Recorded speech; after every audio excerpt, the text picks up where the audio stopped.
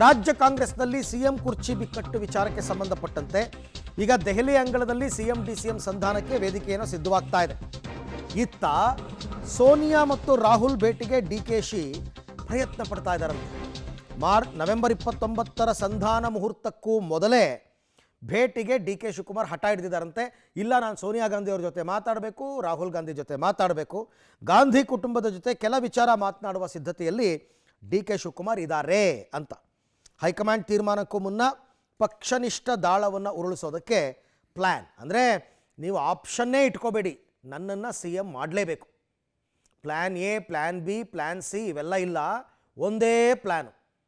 ಸಿದ್ದರಾಮಯ್ಯನವರು ರಾಜೀನಾಮೆ ಕೊಡಬೇಕು, ನಾನು ಸಿ ಎಂ ಆಗಬೇಕು, ಮಿಕ್ಕಿದ್ದೆಲ್ಲ ನಿಮಗೆ ಬಿಟ್ಟಿದ್ದು.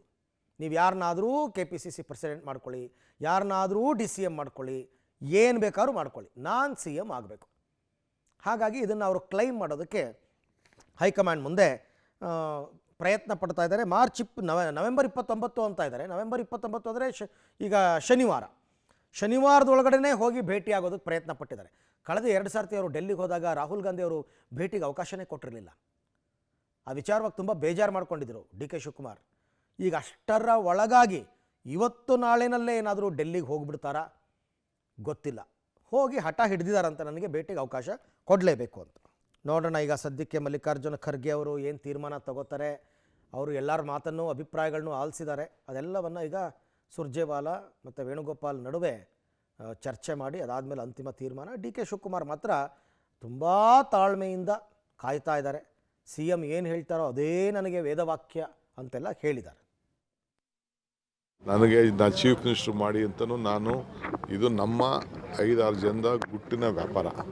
ನಾನು ಇದನ್ನು ಬೈರೋಂಗಾಗಿ ನಾನು ಮಾತಾಡೋದು. ನಾನು ನಂಬಿರೋದು ನಮ್ಮ ಆತ್ಮಸಾಕ್ಷಿ.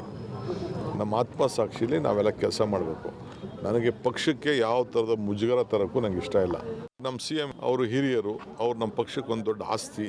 ಅವ್ರಿಗೂ ನಾವು 7 ವರ್ಷ ಈಗಾಗಲೇ ಮುಗಿಸಿದ್ದಾರೆ. ಇನ್ನು ನೆಕ್ಸ್ಟ್ ಬಜೆಟು ಮಂಡಿಸ್ತೀನಿ ಅಂತ ಹೇಳ್ತಾರೆ, ಭಾಳ ಸಂತೋಷ. ಅಪೋಸಿಷನ್ ಲೀಡರ್ ಆಗಿದ್ದಾರೆ, ಅವರು ದುಡಿದಿದ್ದಾರೆ, ಅವರು ಪಕ್ಷ ಕಟ್ಟಿದ್ದಾರೆ. ಸೊ ನಾವೆಲ್ಲ ಸೇರಿ ಮುಂದಕ್ಕೆ 28 ಗುರಿ ನೋಡಿ 29 ಗುರಿ ನಾವು ನೋಡಬೇಕು. ಅದು ನಮ್ಗೆ ಭಾಳ ಮುಖ್ಯ. ನಮ್ಗಿನ್ನ ಕಾರ್ಯಕರ್ತರು ಪ್ರಾಣ ಕೊಟ್ಟು ಈ ಸರ್ಕಾರನ ತಂದಿರೋರು ಕಾರ್ಯಕರ್ತರು, ಆಮೇಲೆ ನೆಕ್ಸ್ಟ್ ಲೀಡ್ರುಗಳು, MLAಗಳು, ಫಲಾನುಭವಿಗಳು.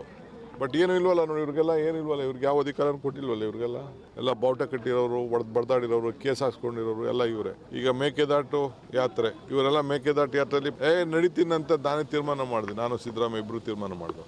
ಹಗಲು ರಾತ್ರಿ ಇವರೆಲ್ಲ ಎಷ್ಟು ಶ್ರಮಪಟ್ಟು ನಮ್ಮ ನೀರು ನಮ್ಮ ಹಕ್ಕು ಅಂತ ಹೋರಾಟ ಮಾಡೋದಕ್ಕೆ ಇವತ್ತು ನ್ಯಾಯಾಲಯ ಇವ್ರ ಪರವಾಗಿ ತೀರ್ಪು ಕೊಟ್ಟಿದೆ. ಸೊ ಹಂಗೆ ಎಲ್ಲಿ ಶ್ರಮ ಇದೆಯೋ ಅಲ್ಲಿ ಫಲ ಇದೆ.